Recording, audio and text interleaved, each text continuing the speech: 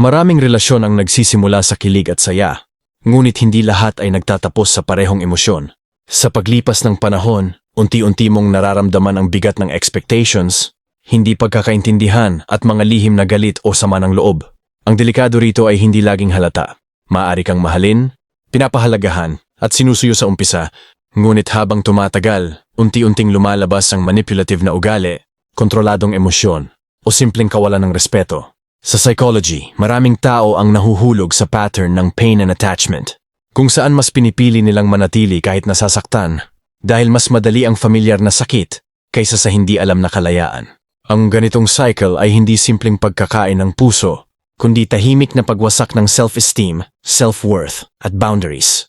Sa video na ito, tatalakayin natin ang mga psikolohikal na dahilan kung bakit maraming relasyon ay nauuwi sa luha at sakit, at kung paano mo matutunan kilalanin ang mga warning signs bago tuluyang masaktan.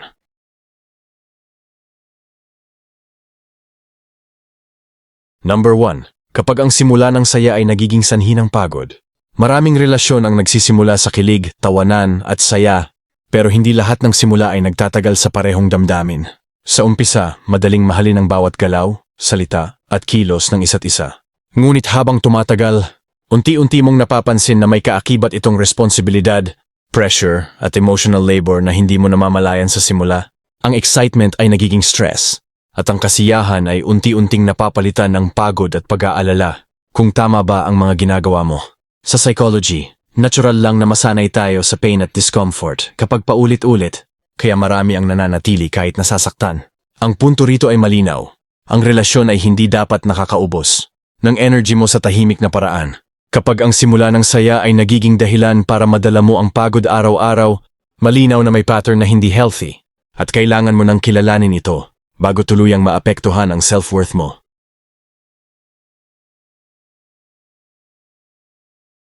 Number 2. Kapag ang takot sa pag-iisa ay mas malakas kaysa sa pagmamahal, isa sa pinakakaraniwang dahilan kung bakit maraming tao ang nananatili sa maling relasyon ay ang takot sa pagiging mag-isa.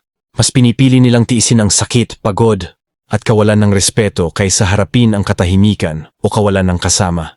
Sa psychology, ang attachment sa ibang tao, kahit mali o toxic, ay nagbibigay ng maling seguridad. Unti-unti natututo kang i-ignore ang sarili mong damdamin at inuuna ang pananatili sa relasyon kaysa sa kaligayahan mo. Sa bawat araw na pinipili mong manatili dahil sa takot sa pag-iisa, unti-unti kang nawawala sa sarili mo at nakakalimot kung ano ang tunay na nagbibigay halaga sa'yo.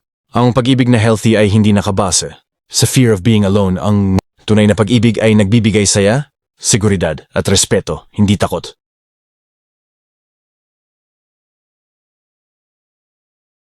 Number 3. Kapag ang pag-asa sa pagbabago ay nagiging panlilinlang sa sarili, maraming tao ang nananatili sa relasyon dahil sipon-masyur na mag-false ang kanilang partner. Paulit-ulit mong ini-excuse ang mga mali, inaasahan ng improvement, at tinitiis ang sakit sa halip na harapin ang realidad. Sa psychology, tinatawag itong hope trap, isang sitwasyon kung saan mas pinipili mong paniwalaan ang potensyal ng tao kaysa sa tunay niyang kilos sa kasalukuyan. Unti-unti, nasasanay ka sa pain cycle at nawawala ang tiwala mo sa sariling judgment. Ang problemang ito ay hindi simpleng romantic disappointment. Ito ay unti-unting pagkawala ng sarili sa pangalan ng pagmamahal. Kapag palaging inaasahan mo ang pagbabago, hindi mo nakikita ang katotohanan kung patuloy kang nasasaktan at nawawala sa sarili. Ang relasyon ay hindi pag-ibig, kundi emotional trap.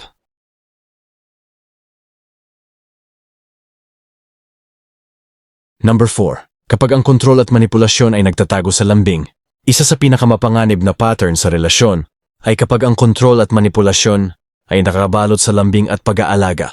Sa umpisa maaring maalala mo ang mga sweet gestures at maalaga siyang kilos, pero unti-unti itong nagiging paraan para kontrolin ang bawat hakbang at desisyon mo. Ginagamit ang guilt, subtle threats, o emotional pressure para makuha ang gusto niya, habang ikaw ay nananatiling tahimik o natatakot magsalita. Sa psychology, tinatawag ito na covert manipulation at madalas hindi agad napapansin dahil nakakabit sa seemingly positive behavior. Kapag napapansin mo na ang mga kilos ng partner ay may kondisyon at hindi mo nararamdaman ang tunay na kalayaan sa relasyon, malinaw na ito ay hindi pag-ibig. Kung gunay siya pagmamahal ay nagbibigay halaga, hindi kumokontrol. Nagbibigay respeto, hindi nagpaparamdam ng takot.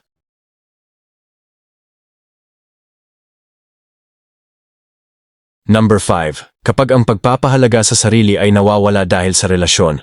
Isa sa pinakamalalang epekto ng toxic o manipulative na relasyon ay kapag unti-unti mong nawawala ang respeto at pagmamahal mo sa sarili mo. Sa bawat compromise na hindi mo gusto, sa bawat pain na tinatanggap mo para lang manatili, at sa bawat guilt na pinaparamdam sa'yo, unti-unti mong nakakalimutan kung sino ka at ano ang karapat-dapat sa'yo.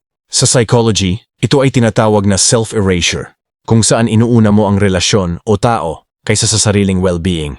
Kapag palaging inuuna ang iba sa sarili mo at pinapabayaang masaktan ka, hindi iyon pag-ibig, iyon ay pattern ng emotional depletion. Ang tunay na relasyon ay hindi nagpapababa sa self-worth mo. Sa halip, ito ay nagtataas at nagbibigay suporta sa personal growth mo. Kapag napapansin mo ang ganitong pattern, mahalagang huminto at kilalanin ang halaga mo bago tuluyang maapektuhan ang kalusugan ng isip at damdamin mo.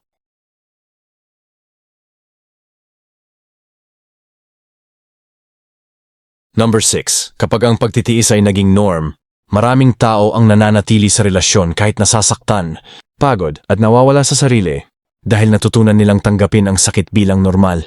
Unti-unti nagiging habit ang pagtitiis at nakasanayan mo na ang emotional roller coaster. Sa psychology, tinatawag itong chronic tolerance to emotional pain, kung saan ang utak mo ay nasasanay sa stress at discomfort, kaya mas pinipili mong manatili kahit mali ang sitwasyon.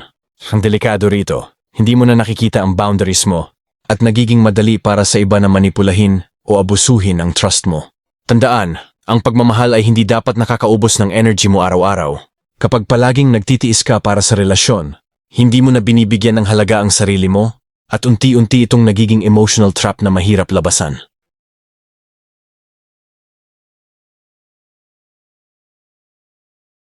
Number 7. Kapag ang mga salita at pangako ay walang katotohanan, isa pang mapanganib na pattern sa relasyon ay kapag ang mga salita at pangako ng partner ay hindi tumutugma sa gawa. Maaring palaging marinig ang mahal kita, magbabago ako, o hindi na maulit. Pero sa katotohanan, ang kilos ay paulit-ulit na nakakasakit o nakokontrol. Sa psychology, ito ay tinatawag na verbal inconsistency at madalas nagdudulot ng confusion at emotional fatigue sa isa. Unti-unti, natututo kang maniwala sa pangako kahit paulit-ulit kang nasasaktan at nagiging normal ang disappointment at frustration sa relasyon. Kapag napapansin mo na mas marami ang pangako kaysa totoong aksyon, malinaw na hindi ito balanced at hindi nakabase sa tunay na respeto at pagmamahal. Ang relasyon ay dapat may integridad. Ang salita at gawa ay dapat nagtutugma at kapag hindi, ito ay warning sign ng emotional manipulation at pattern ng sakit.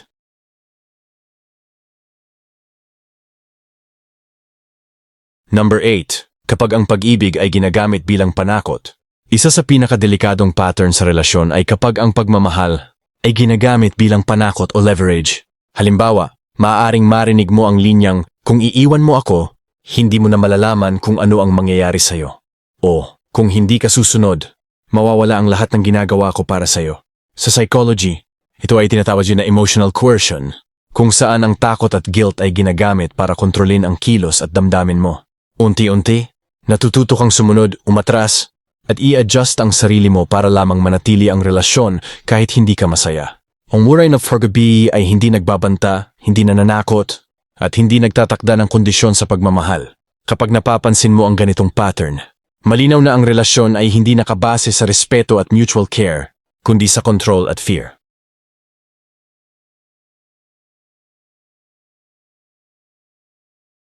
Number 9. Kapag ang pagmamahal ay nagiging utang na loob, isa pang mapanganib na pattern sa relasyon ay kapag ang pagmamahal ay ginagamit bilang utak na loob o obligasyon. Halimbawa, paulit-ulit niyang ipapaalala ang mga sakripisyo o ginawa niya para sa'yo upang pilitin kang sumunod o gawin ang gusto niya. Sa psychology, ito ay tinatawag na emotional indebtedness, kung saan ginagamit ang guilt at sense of obligation para kontrolin ang kilos mo. Unti-unti, natututo kang isakripisyo ang happiness at values mo para lamang maibalik ang approval o pagmamahal niya. Ang tunay na pagmamahal ay hindi humihingi ng kapalit, hindi nagtatanong ng utang na loob, at hindi ginagamit ang kabaitan mo laban sa'yo. Kapag napapansin mo ang ganitong pattern, malinaw na ang relasyon ay hindi healthy at mahalaga na mag-set ng boundaries bago tuluyang masaktan o mawalan ng sarili.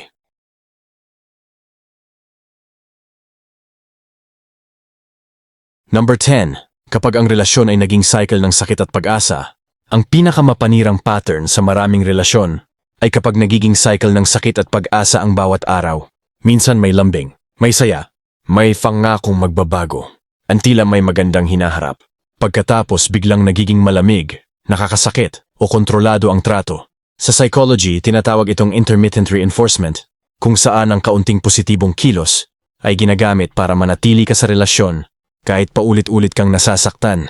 Unti-unti, nagiging dependent ka sa maliit na piraso ng pagmamahal o pansin at nawawala ang tiwala mo sa sariling desisyon.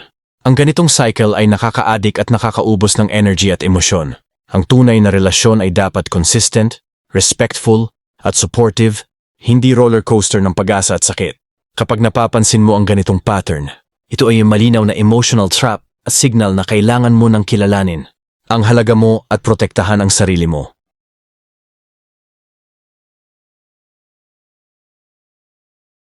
Sa huli, ang relasyon ay hindi dapat nakakaubos ng lakas, nagpapababa sa self-worth o nagiging dahilan para kalimutan mo ang sarili mo. Maraming tao ang nahuhulog sa pain cycle dahil sa attachment, fear of being alone at pag-asa sa pagbabago ng iba. Ang delikado rito ay hindi mo namamalayan na unti-unti kang nawawala sa sarili mo at nagiging dependent sa emosyon ng ibang tao. Mahalagang matutunan mong kilalanin ang mga patterns ng emotional manipulation at unhealthy dynamics bago tuluyang maapektuhan ang kalusugan ng isip at damdamin mo. Ang bawat warning sign, guilt tripping, control sa lambing, verbal inconsistency, at intermittent reinforcement ay senyales na kailangan mong mag-set ng boundaries at alagaan ang sarili mo.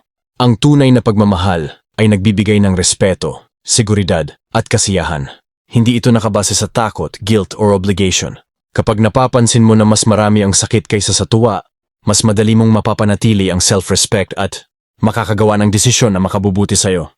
Tandaan, ang kaalaman tungkol sa dark, psychology at emotional manipulation ay hindi para saktan ang iba, kundi para protektahan ka at turuan kang kilalanin ang tunay na pag-ibig. Sa pamamagitan ng awareness, boundaries at self-worth, mas magiging malakas ka sa emosyonal na relasyon at mas handa sa healthy at mutual na pagmamahalan. For more video, please subscribe to my channel Psychology Trap Breaker. Marami pa tayong matututunan about sa video na aking ma-upload dito at maraming sa masugid kung manunood at sa mga solid kong subscribers. Huwag kalimutan mag-like and share